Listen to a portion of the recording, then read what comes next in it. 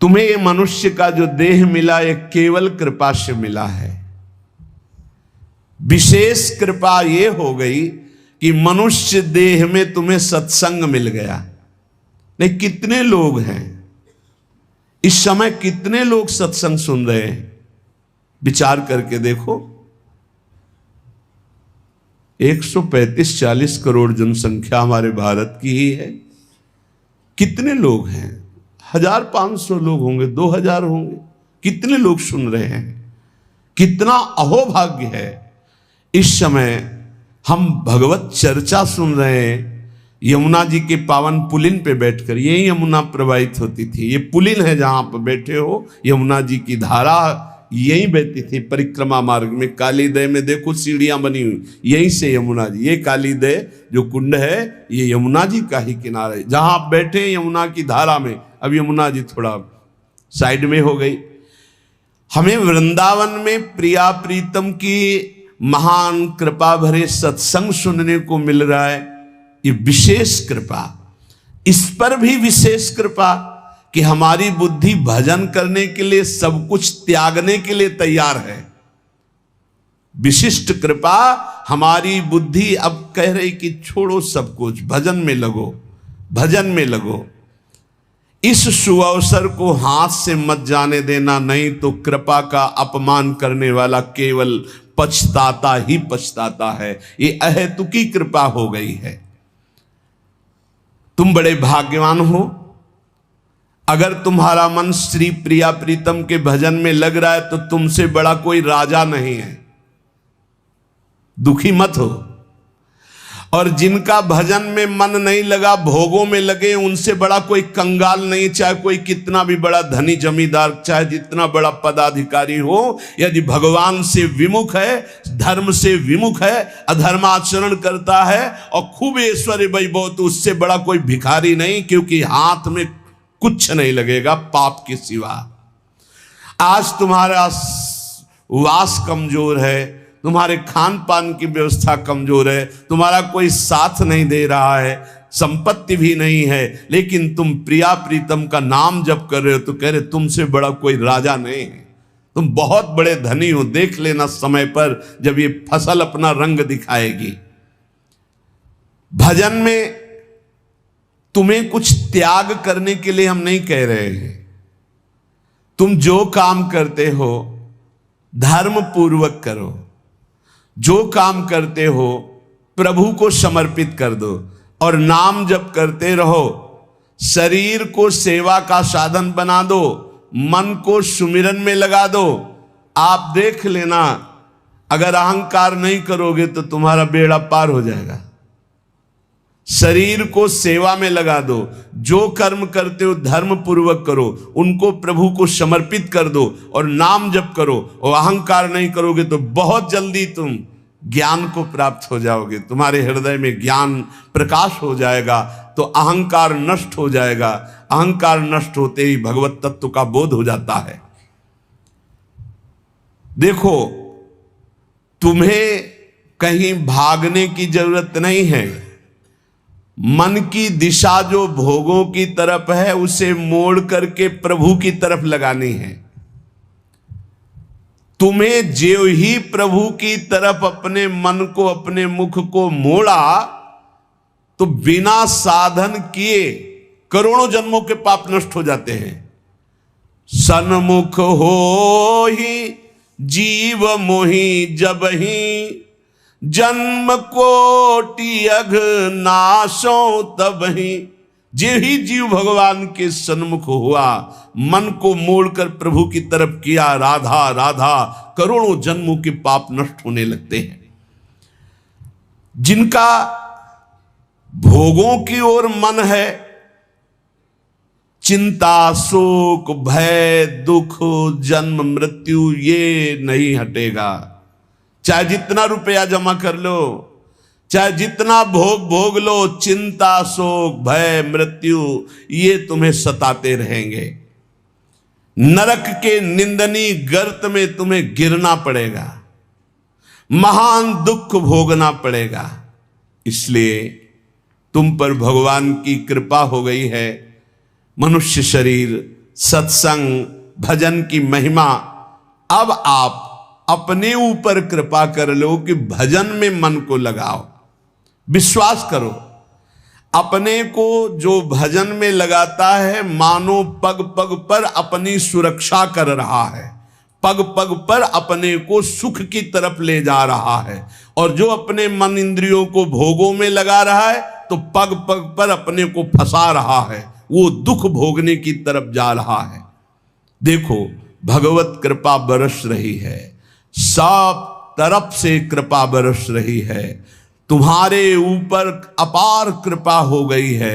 बस तुम इस कृपा का परिचय करो और इस कृपा के परिचय को प्राप्त करके डूब जाओ। हमारे ऊपर अपार कृपा श्री जी की। भगवत प्राप्ति के लिए ये बहुत अनिवार्य है कि इस कृपा का आदर करो। जो जो आपके ऊपर कृपा हुई उसको वर्ण करो। कितनी कृपा!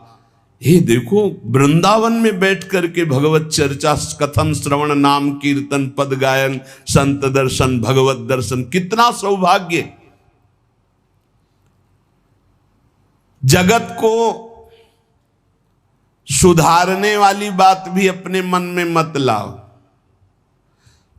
तुम ठेकेदार नहीं हो जगत के, पहले तुम सुधरो तब बात समझ में आएगी। तुम्हारा सुधार हुआ कि जगत को सुधारना नहीं, ये सब भगवत स्वरूप है। पहले तुम सुधरो। और प्रायः ये होता है कि हम जगत सुधारने की बात, जहां थोड़ा परमार्थ बना तो हम दूसरों को सुधारने की बात सोचने लगते हैं। पहले तत्व तक पहुंचो, पहले बोध प्राप्त करो, नहीं तो बीच में अगर पूरे सच्चे खिलाड़ी नहीं हो तो माया के पार्षद टांग मार के अपने पक्ष में गिरा लेंगे और तुम अपने पक्ष में पहुंच नहीं पाओगे। इस जगत को प्रभु स्वरूप समझो और अपने आप को प्रभु के चरणों में न्यौछावर करके चुपचाप दीन बन के अपने को छुपाते हुए दीन बंधु के सुमिरन में खो जाओ। जो थोड़ी भक्ति करके लोगों में परिचय बनाना शुरू कर देते हैं कि मैं भगत हूं, मैं अमुक अनुष्ठान कर रहा हूं, मैं अमुक अमुक साधना कर रहा हूं, बिकने लगते हैं। याद रखो, वो प्रभु की प्राप्ति के पथ से बहुत ही भटक जाते हैं। प्रभु के प्रेम रंग को प्राप्त करने के लिए जब तक भगवत प्राप्ति ना हो जाए तब तक परिचय को छुपा के रखना चाहिए। अपना परिचय कोई न जान पावे कि मैं कौन हूं, क्या हूं, कैसा हूं। जितना तुम परिचय छुपाओगे अपना, उतना परिचय प्रभु अपना प्रकाशित कर देंगे आपके सामने। और जितना आप अपना परिचय बढ़ाओगे उतना ही प्रभु अपना परिचय छुपाते चले जाएंगे। सिद्धांत को समझ लो। जितना आपका परिचय छुपेगा उतना ही आप अपना परिचय प्रकाशित कर देंगे, और जितना आप अपना परिचय प्रकाशित करेंगे उतना ही आप अपना परिचय छुपा लेंगे। प्रभु याद रखो, तुम्हारे ऊपर कृपा निरंतर बरस रही है। कृपा चारों तरफ से घेरे हुए है। कोई क्षण भी ऐसा ना जाए जिसमें तुम कृपा सिंधु प्रभु का विस्मरण कर दो।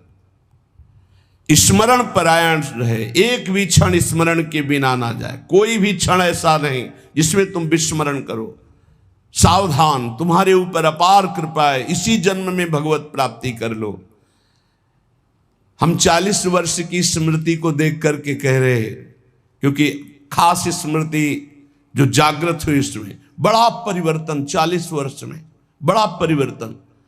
आगे अगले जन्म में क्या हमको भजन करने के लिए अवसर मिलेगा पता नहीं, कितना विघ्न आ जाएगा।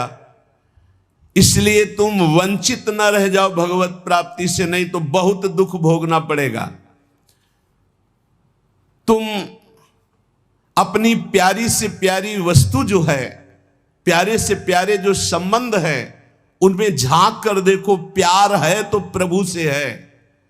अगर प्रभु शरीरों से निकल जाए तो कोई शरीर से प्यार नहीं करेगा, चाहे पत्नी हो, चाहे पुत्र हो, चाहे कोई प्यारा हो। तुम उसी प्यारे से प्यार करो, निहाल हो जाओगे। सचमुच विश्वास करो, वो सामने नहीं आ रहा पर वो छुप छुप कर आपको बहुत प्यार कर रहा है। सब मम प्रिय, सब मम उपजाए। सच्ची सच्ची सच्ची बहुत प्यार करते हैं प्रभु, बहुत प्यार करते हैं प्रियाजू अपने लोगों को अहेतुकी कृपा। हमारा प्यार देखो क्या है, ईमानदारी से देखो 100 में 1% प्यार नहीं प्रिया प्रीतम के प्रति, और उनका 100 का 100% हमारे प्रति प्यार है। देख लो कहां हम कौन हैं, कैसे हैं, आज भी कैसे हैं, और उनकी कृपा कहां बैठा ले, क्या कर रही कृपा उनकी, कितना अमोघ। हम कर रहे हैं तो बुरा ही कर रहे हैं, और वो कर रहे हैं तो कृपा ही कृपा कर रहे हैं। हम सो ना बिगाड़न को तो सो ना संवारन को, तो ही मोई परी होड़। जब ये बात हम देखते हैं तो रोना आता है, कहां उनकी अपार कृपा और कहां हमारी नीचता। वो अज्ञात रूप से आपको बहुत प्यार करते हुए हर समय आपको दुलार कर रहे हैं। वो तुम्हें कभी एक क्षण के लिए भी नहीं छोड़ते।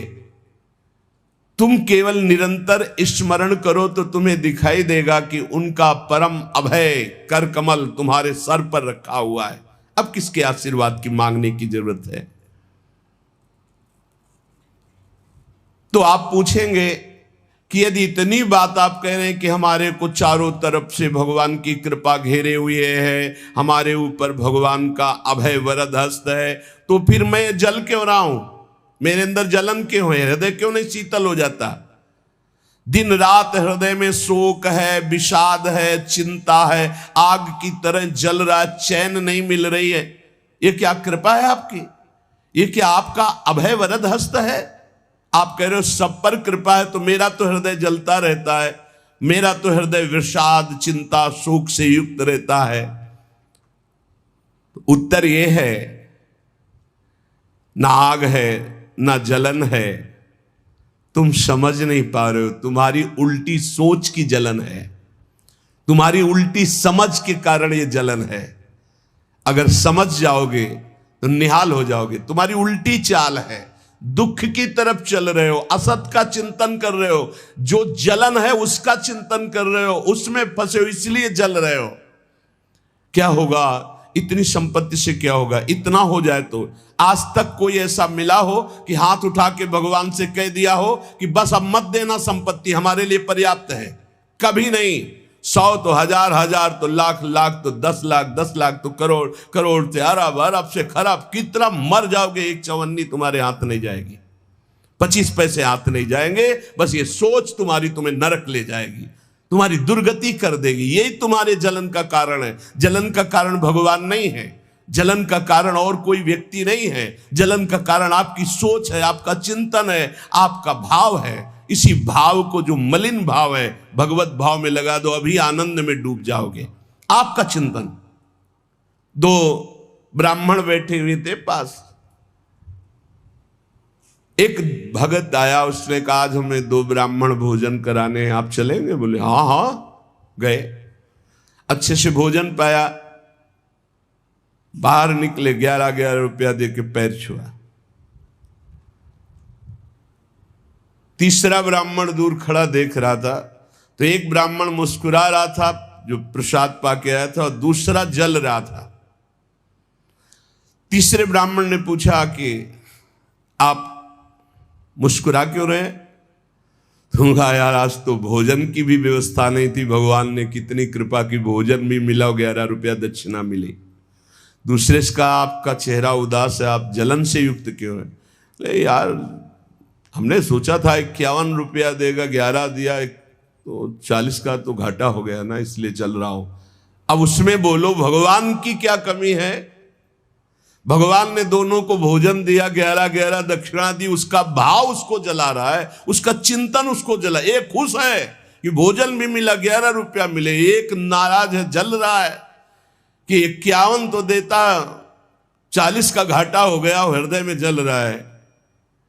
ये जलन, ये शोक, ये चिंता, ये विषाद तुम्हारे चिंतन से है, तुम्हारी गलत दिशा से है, तुम्हारे गलत आचरणों से। भगवान की कृपा आप पर है, पर आप गलत दिशा जा रहे हैं, आप गलत चिंतन कर रहे हैं, आपका गलत भाव है, इसलिए आप शोक विषाद चिंता भय आदि में हैं।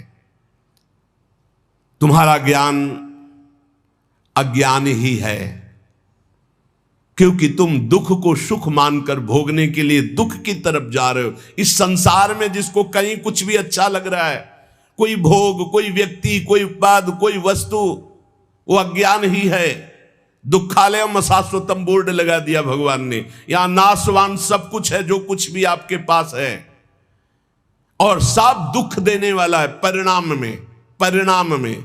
वर्तमान में तो तुम्हें सुखद लगेगा, लेकिन परिणाम में दुख देने वाला यहां सब कुछ है।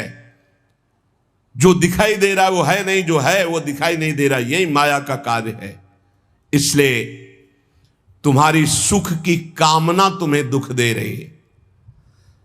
तुम्हारे हृदय में जो ये भाव बैठ गया है कि हम रुपया से, पद से, भोगों से, नाना प्रकार की सामग्री अगर हम मन चाहे मिल जाए तो मैं सुखी हो जाऊं, कभी सुखी नहीं होगे। अगर मिल भी जाए तो कभी सुखी नहीं हो सकते, क्योंकि तब लग कुशल न जीव को, सपने हु मन विश्राम, जब लग भजत न राम को, शोक धाम तज काम। जब तक शोकों के धाम कामनाओं का त्याग कर भगवान का भजन नहीं होगा, तब तक शांति नहीं मिल सकती स्वप्न में भी मन को।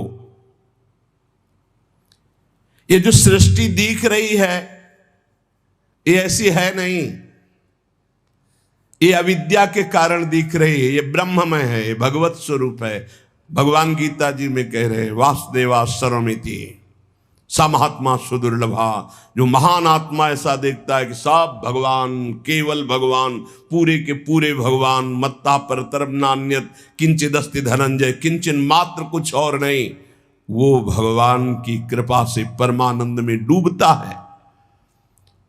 चलो, यदि तुम नहीं सुधर सकते, नहीं छोड़ सकते, तो जो होता है होने दो, तुम नाम को पकड़ लो। तुम्हारे रोकने से न मन रुक रहा है, न इंद्रियां रुक रही, न बुरे आचरण रुक रहे हैं। छोड़ो, रोकने की बात छोड़ो, पकड़ो, नाम को पकड़ो। राधा राधा राधा। अपने आप घृणा ना हो जाए तो हमसे बता देना, अपने आप घृणा हो जाएगी, पक्का हो जाएगी।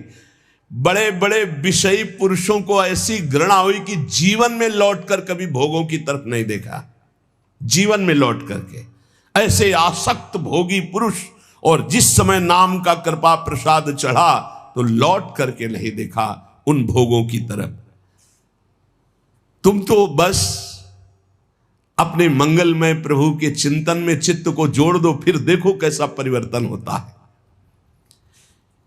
तुम किसी स्थिति की खास कल्पना मत करो, निश्चिंत हो जाओ।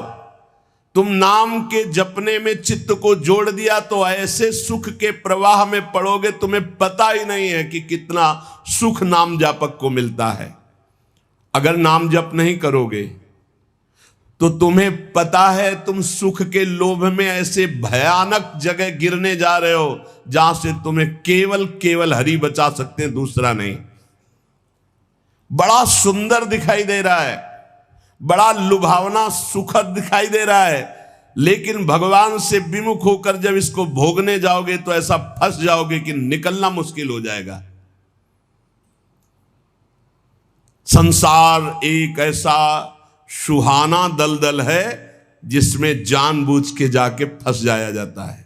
दलदल का मतलब होता है ऊपर से एकदम सूखी पपड़ी, ऐसा लगता है कि बिल्कुल आप थल में आराम से चले जाइए, कहीं कोई परेशानी नहीं, और जो ही गए सो गले तक गए, एकदम रबड़ी जैसा वो मिट्टी होती, धंसते चले जाओ।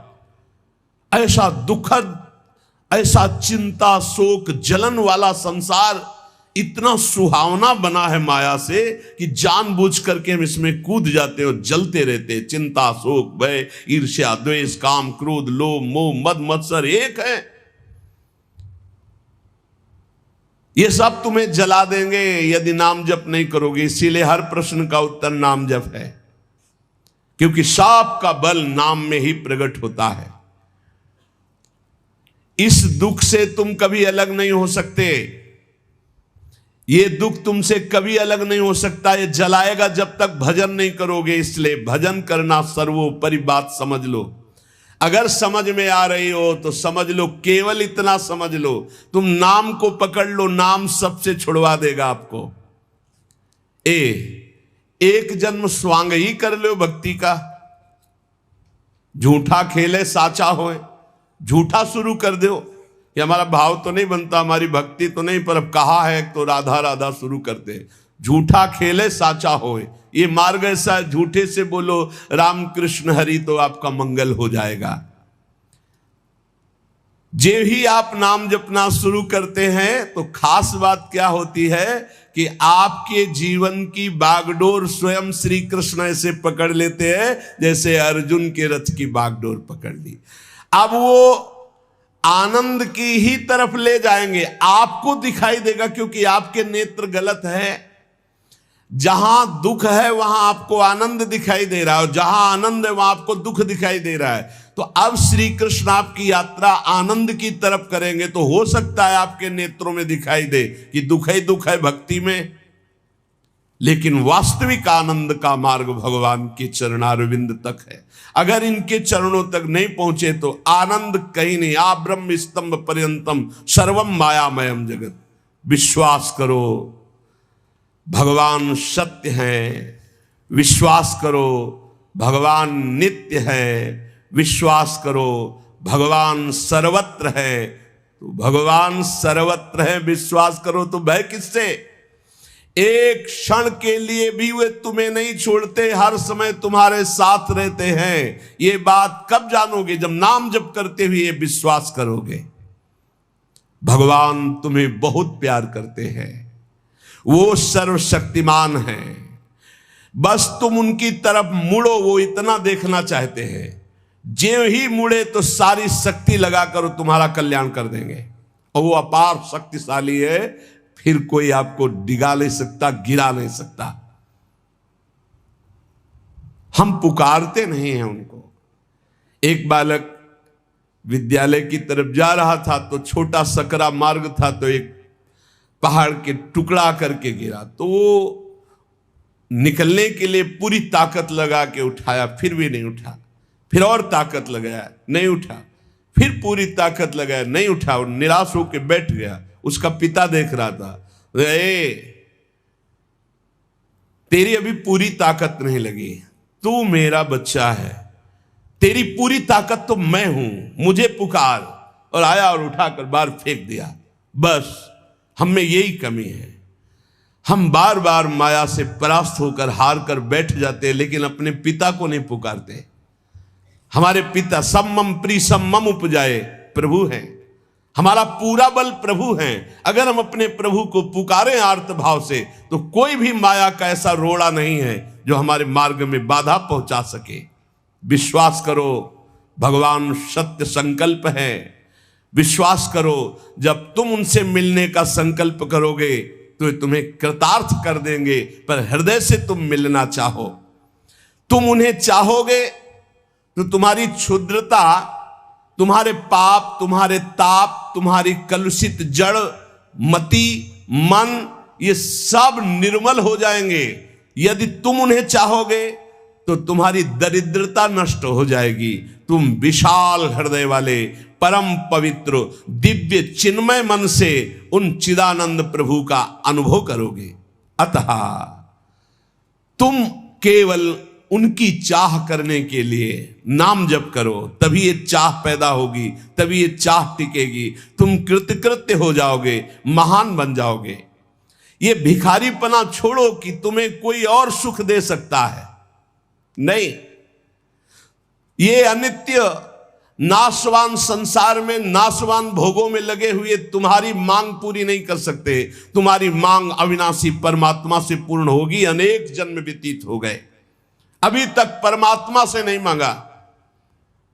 बोले नहीं, हम तो कई बार मंदिर में मांग आए हैं। नहीं, ये मांग नहीं सुनी जाती, ये मांग नहीं सुनी जाती। हम तुम्हें बता रहे हैं मांग कहां से होती है। जब नाम जप करते हुए आर्त भाव से प्रभु से कहोगे, प्रभु मुझे पता नहीं क्या सत्य है क्या असत्य है, मेरा मन नाना प्रकार के भोगों को मांगता है, बस ये जीवन आपको समर्पित है, जिसमें हमारा मंगल हो आपका।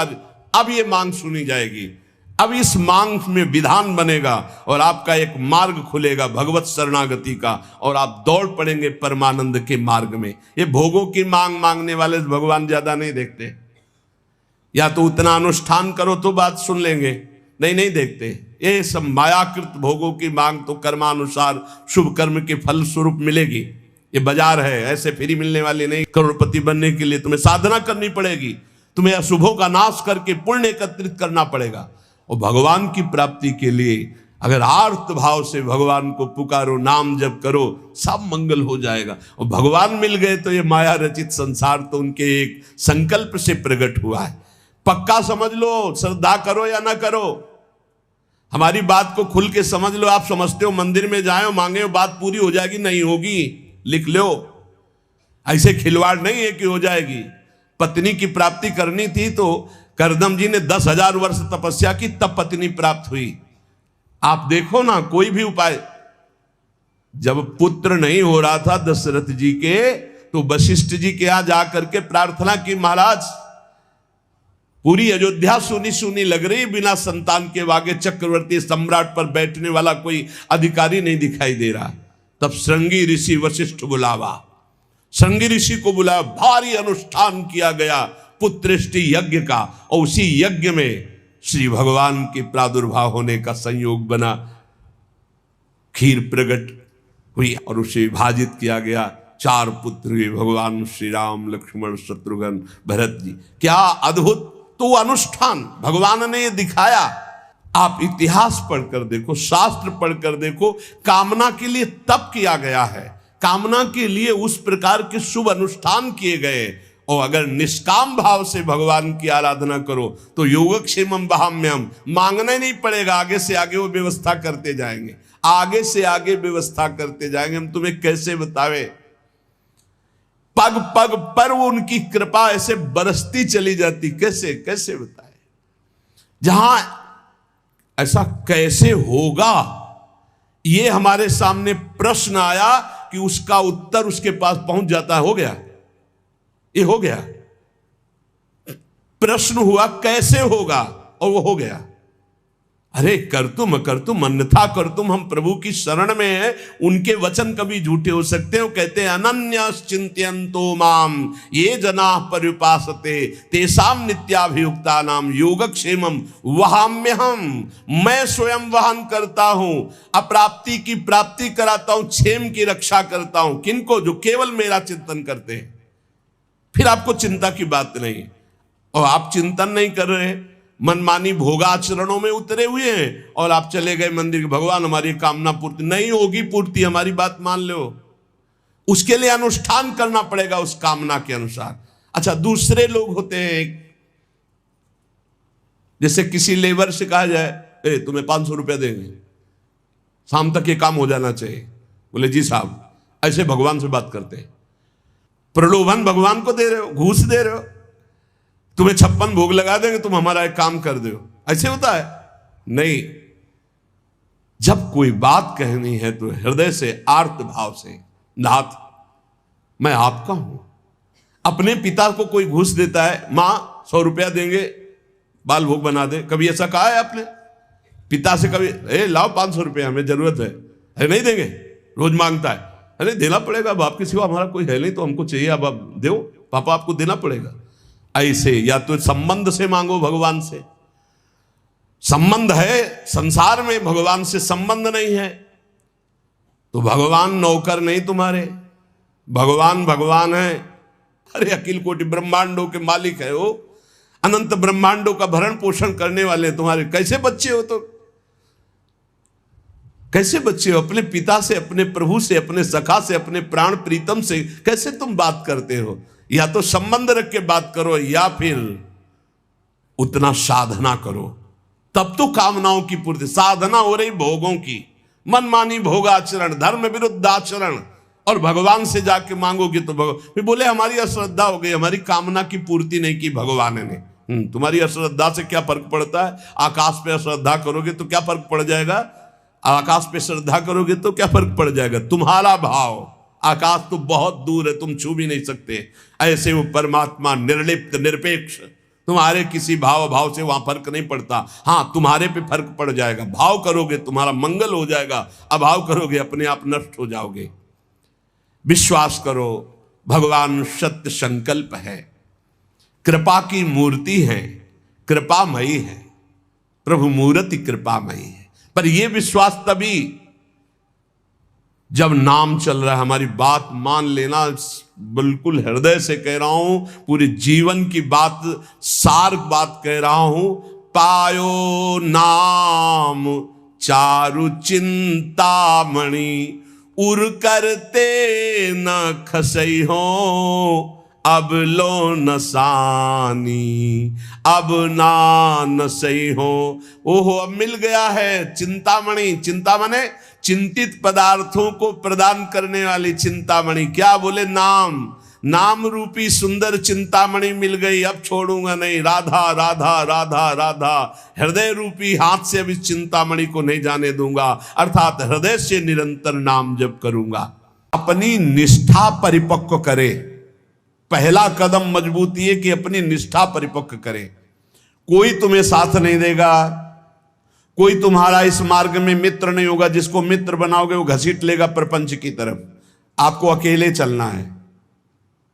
आज तक का पूरा खुद का अनुभव है, इस मार्ग में अकेले चलना है।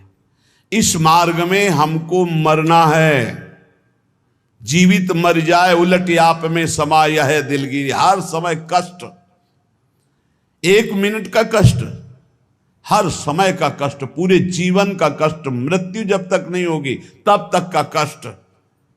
लेकिन उस कष्ट से ना उदास, ना निराश, ना हताश, पूरे जीवन की बात है। जब साधक पहले पड़ाव में दृढ़ हो जाता है, पहला पड़ाव यही है, सुख की तरफ आकर्षित नहीं होना, दुख से हमें मुख नहीं मोड़ना, तब उसे साधकों को सत्संग मिलता है, शुद्ध संत संग। उस संत संग से शुभेच्छा जागृत होती है, मुझे भगवत प्राप्ति करनी है। पहला पड़ाव तुम्हें सुख घसीटेगा, कदम नहीं बढ़ा देना सांसारिक सुख की तरफ। दुख तुम्हें भयावह लगेगा, कदम उसी की तरफ बढ़ाना। यह है भगवत प्राप्ति के मार्ग का पहले साधक का कदम। पकड़ो। सुख घसीटेगा, सुविधाएं घसीटेंगी, सुख सुविधा की तरफ कदम नहीं बढ़ाना। दुख घसीटेगा, भयावह दिखाई देगा, चलो दुख की तरफ चलो। और जिसने दुख की तरफ कदम बढ़ा दिया भगवत मार्ग में, वो महासुख को प्राप्त हुआ। दूसरा उसको क्या संग? संत संग मिलता है, विशुद्ध संत संग। उससे शुभेच्छा जागृत होती, अशुभ कर्मों का त्याग और भगवत प्राप्ति की प्रबल इच्छा। ऐसे पुरुष को प्रापंचिक रिश्ते नातेदारों से बैठकर बात करना, ये सब कुछ अच्छा नहीं लगता। पहला पड़ाव भोगों की सुविधा मिलेगी उसकी तरफ से ना बोलना है। दुख है परमार्थ में, ये दिखाई दे रहा है आपको, लेकिन दुख नहीं, महासुख है। जैसे संसार में सुख है ये दिखाई दे रहा है, लेकिन ये भगवान कह रहे हैं दुखालय है, इधर सुख नहीं है। परमार्थ में दुख दिखाई दे रहा है, लेकिन इधर महासुख है, इधर कदम बढ़ाओ परमार्थ की तरफ। दूसरा, जे ही कदम बढ़ाओगे तो सच्चे संतों का संग मिल जाएगा, पहचान, शुभेच्छा जागृत हो जाएगी। पापाचरणों का त्याग और भगवत मिलन की, शुभ कर्मों की अंदर प्रबल इच्छा जागृत होगी। तीसरा, उसे बद्ध पुरुषों का संग अच्छा नहीं लगेगा। ये रिश्तेदार, नातेदार, सांसारिक भोगों में फंसे हुए लोग, ये अच्छा नहीं लगेगा। भले वो संसार के बीच में रह रहा है, लेकिन उसको इनसे प्रपंच की बातें करना, संसार के लोगों की रिश्ते नाते की बातें कर, ये अच्छा नहीं लगता।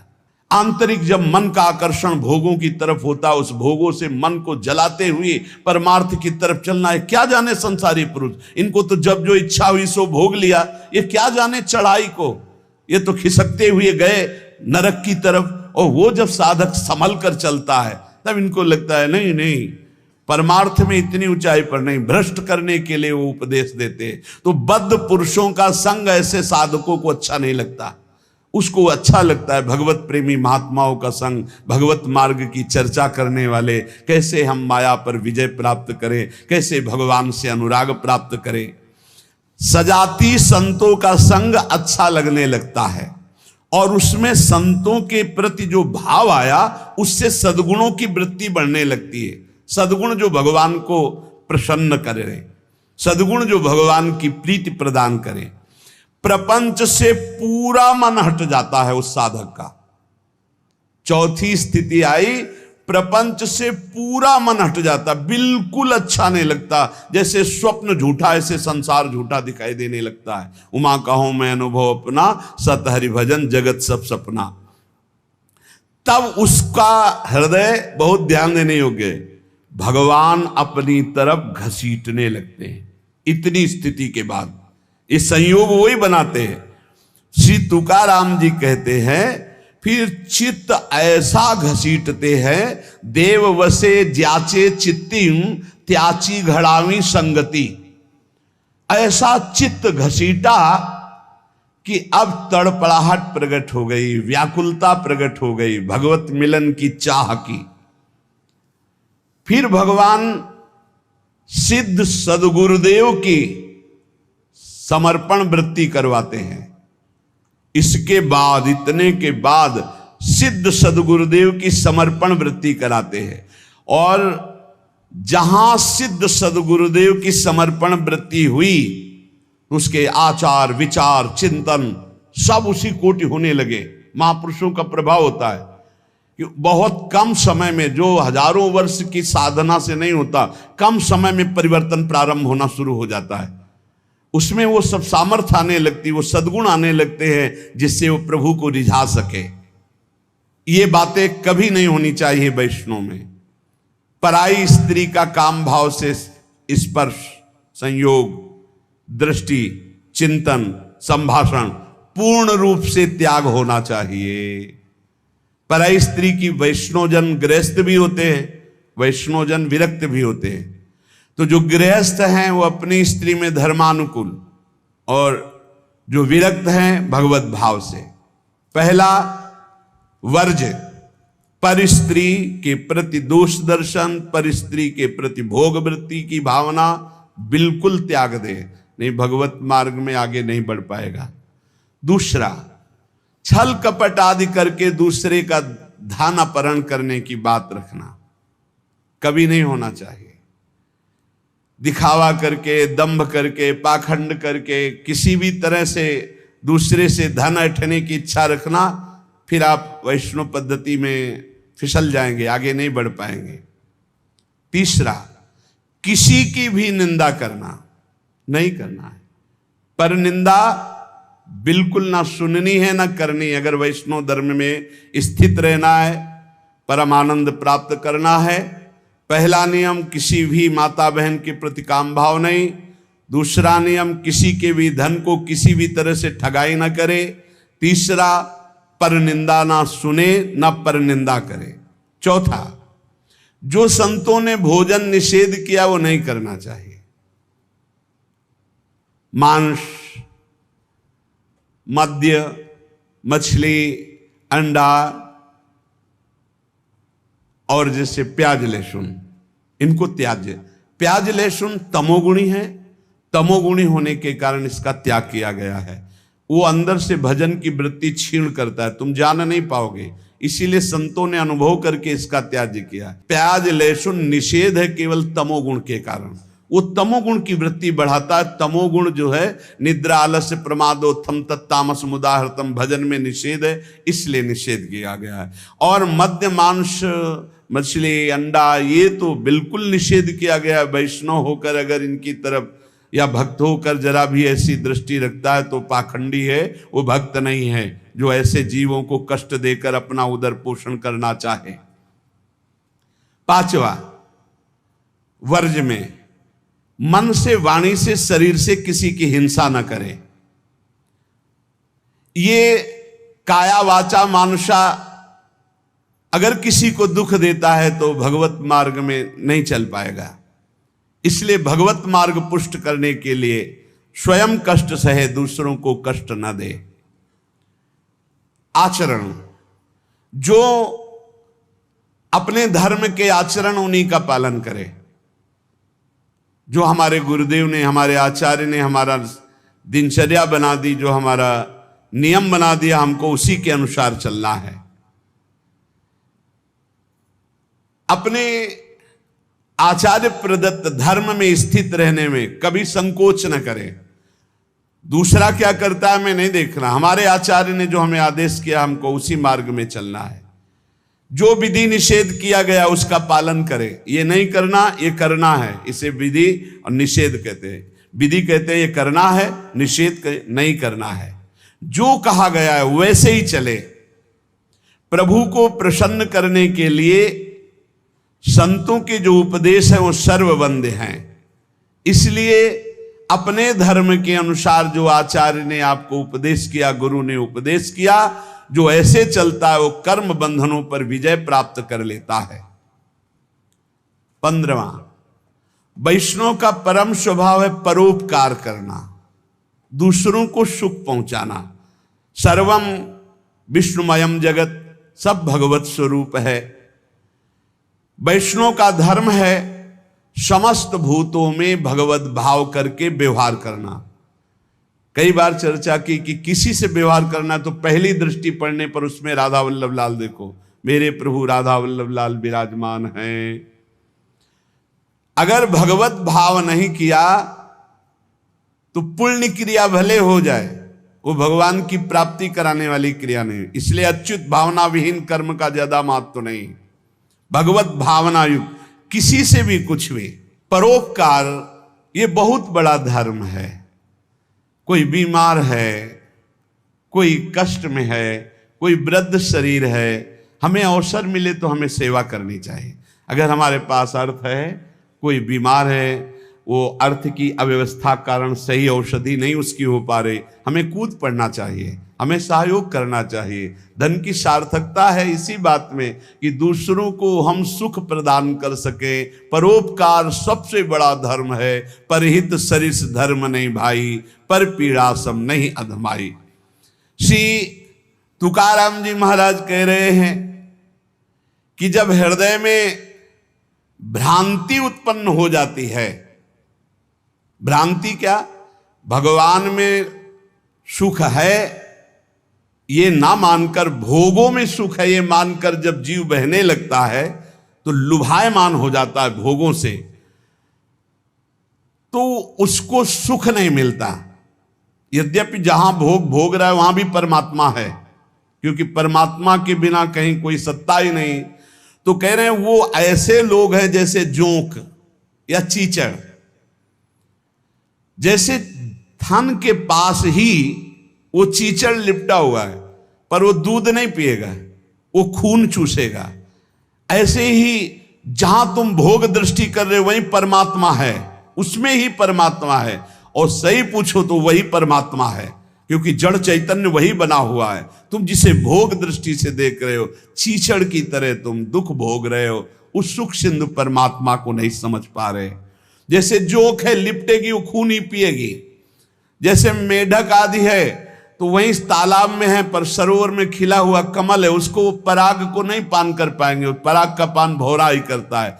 ऐसे ही वैष्णव जन भौरे हैं और भगवत विमुख ये चीचड़, जोंक और मेढक के समान टर टर व्यर्थ बातें करना और दूसरों को दुख देना, सुख भोगने के लिए हिंसा आदि तक में उतर जाना। वैष्णव पराग सेवी, भगवत आनंद सेवी भौरे के समान है। सदाचरण, नाम जप और नाम निंदकों से दूर रहना। जो भगवान के नाम की निंदा करते हैं, ये जोंक हैं, ये खून पिएंगे, ये चीचड़ हैं, दूध नहीं पिएंगे, परमानंद नहीं भोगने वाले, ये नाना प्रकार के क्लेश भोगने वाले। ऐसे लोगों से दूर रहो जो भगवान की निंदा करते, भगवान के नाम की निंदा करते, भगवत मार्ग की निंदा करते, वैष्णवों की निंदा करते हैं। भगवान का नाम एक नौका है। जो भगवान का नाम जपता रहता है मानो सुदृढ़ नौका में बैठा हुआ है। बिल्कुल चिंता मत करो, आप नाम जप करो, निश्चित आपको भगवत प्राप्ति हो जाएगी। श्री तुकाराम जी कहते, भव सिंधु के पार ले जाने वाली सुदृढ़ नौका नाम है। बस बैठ गए नाम में तो अब किसी की मत सुनो, ये आपको पार कर देगी। और तो और की बात रे, गोस्वामी जी कह रहे, नाम लेत भव सिंधु सुखाही, करहु विचार सुजन मन माही। नाम लेते ही भव सिंधु सूख जाएगा, है ही नहीं जहां पार होना हो। खूब नाम जप। ये देखो बड़े बड़े महापुरुषों की बातें हम इसलिए खोज खोज कर आपको सुनाते हैं, आपका दृढ़ विश्वास हो जाए। नाम एक सुदृढ़ नौका है, जो खूब नाम जप करता है वो सुदृढ़ नौका में बैठा हुआ भव समुद्र पार हो रहा है। बिल्कुल किसी की बात मत सुनो। बड़े बड़े सिद्ध महापुरुषों के जीवन चरित्रों को पढ़ के देख लो, केवल भगवान नाम से ही सिद्ध हुए हैं। जितने भी उच्च कोटि के महापुरुष हुए, तुकाराम जी सदैव भगवान के धाम को गए। जितने भी महापुरुष हुए आप उनके चरित्रों को पढ़ के देखो, आपको नाम मिलेगा। नाम जीवन में नाम जितना उतने ही वो महापुरुष हुए। बीज पेड़ से ही प्रकट होता है, पर पेड़ बीज से ही प्रकट होता है। बताओ भाई, बीज फूटता है तब पेड़ प्रकट होता है, और पेड़ से ही बीज प्रकट होता है। तो पहले क्या हुआ? बड़ा विचित्र है। ऐसे ही नाम से नामी प्रकट होता है, और नामी से ही नाम प्रकट होता है। निर्णय करना कौन बड़ा है, को बड़ छोट कहत अपराधु। तुकाराम जी कहते हैं, पेड़ के पेट में बीज है तभी तो फल रूप में आकर फिर बीज बनता है, और बीज के पेट में पेड़ समाया हुआ है।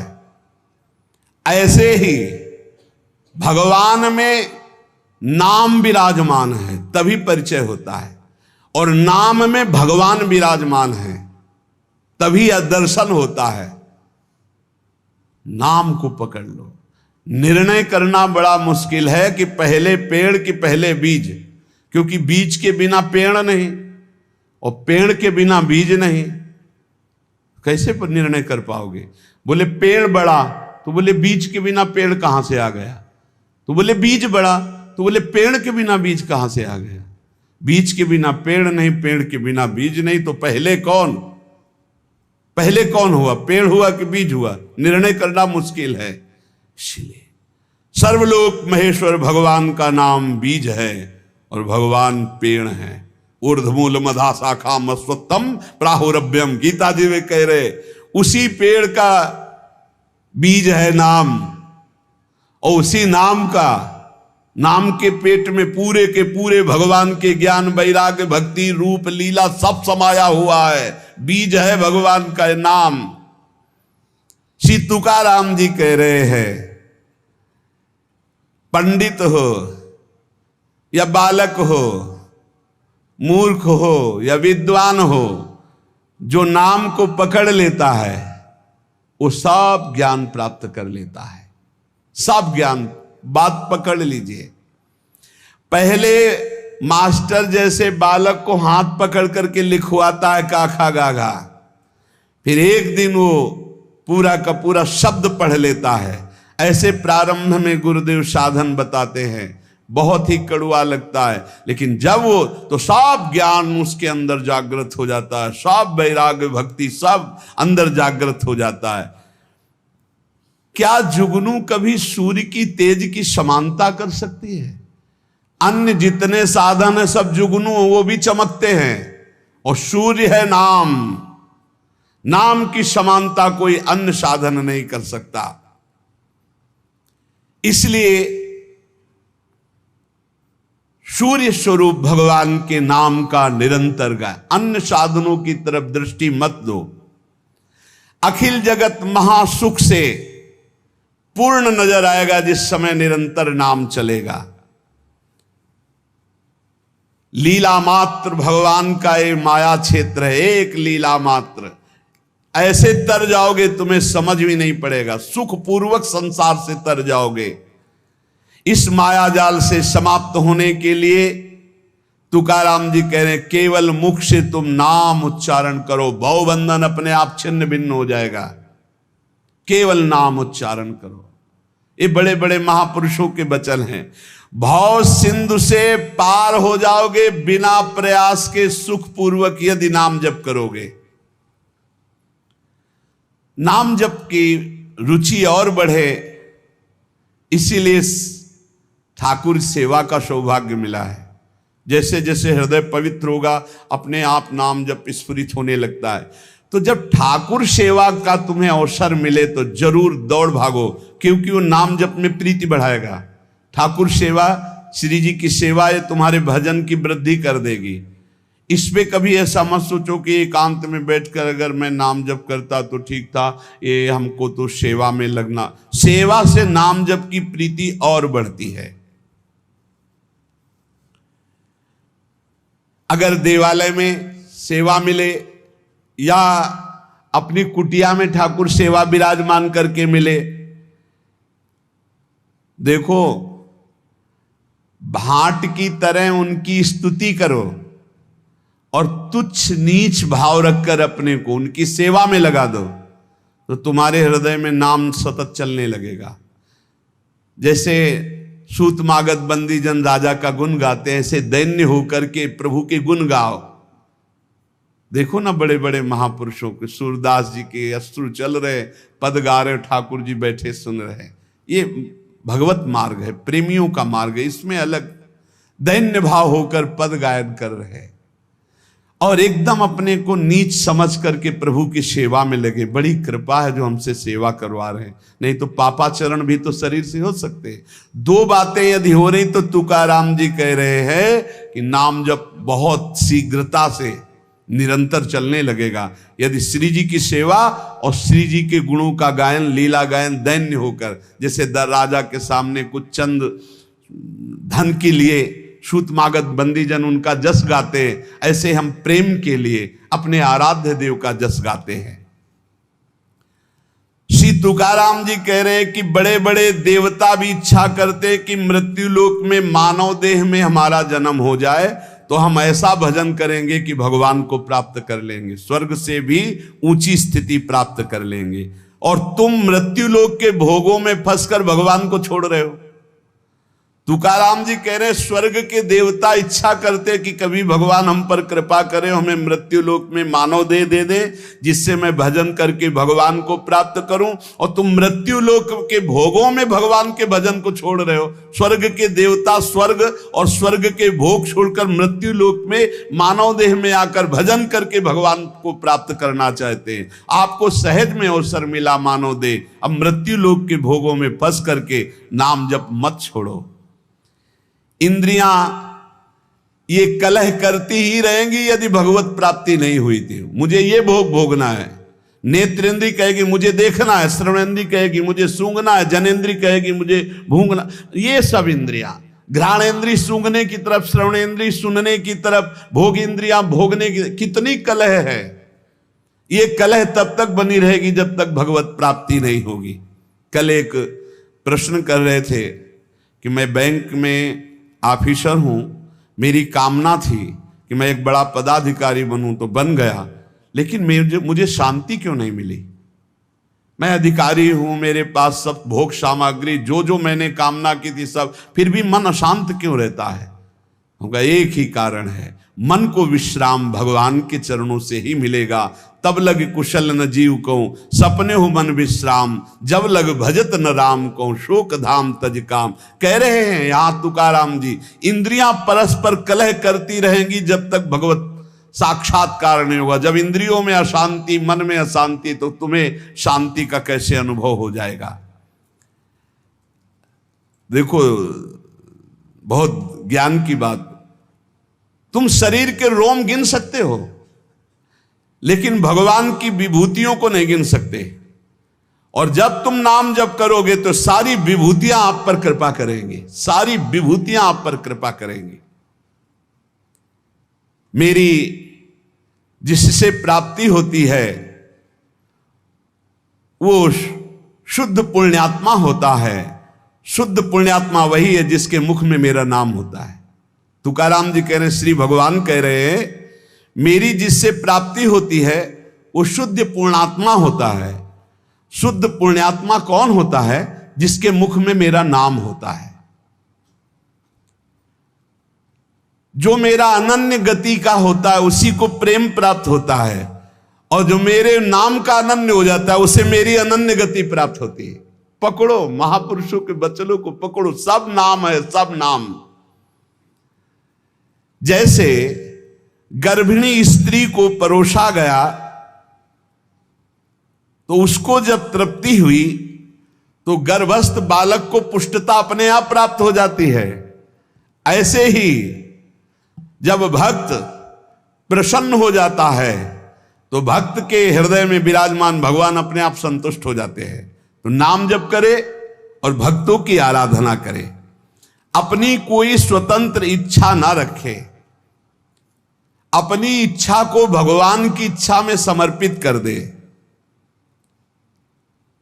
माली जल को जिधर ले जाता है उधर ही जल प्रवाहित होने लगता है। हमारे जीवन बगीचा के मालिक हैं भगवान गुरुदेव, जिधर वो हमको ले जा रहे हैं हमको उधर ही बहते चले जाना है। अगर उधर नहीं जाओगे तो प्रवाह फूट पड़ेगा और गलत दिशा की तरफ चला जाएगा।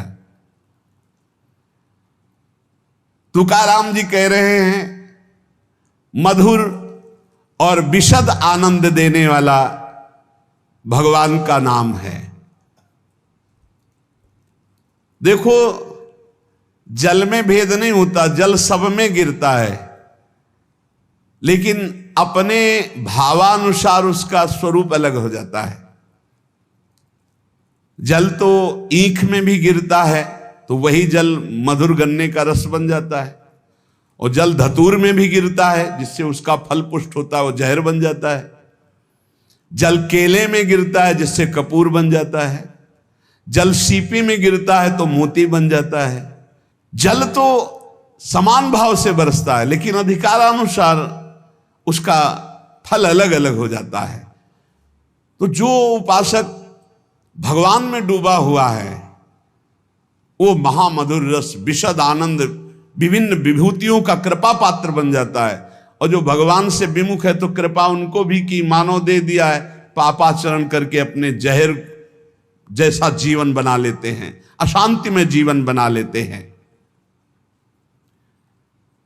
चित्त मगन होकर के जब नाम गुणगान करता है, जब वाणी कंठ अवरुद्ध होने लगता है, शरीर में रोमांच हो जाता है, आंखें अधकुली और अश्रु वर्षा होने लगती है, शरीर में आनंद की लहर तरंगायमान होकर कंपायमान शरीर को कर देती है, ऐसा जब सुख प्रकट होता है तो जीव की जीव दशा नष्ट हो जाती है और वो भगवत स्वरूप हो जाता है।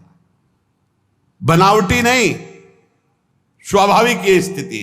जब नाम गुण कीर्तन करते हुए ऐसी मस्ती छाती है, आपाद मस्तक, शरीर के चरण से लेकर मस्तक तक रोमांच हो गया, आंखें अधखुली हैं, चेष्टा रहित है, आनंद जल अश्रु रूप में बरस रहा है, और ऐसी लहर आनंद की उठ रही कि शरीर कंपायमान हो रहा है।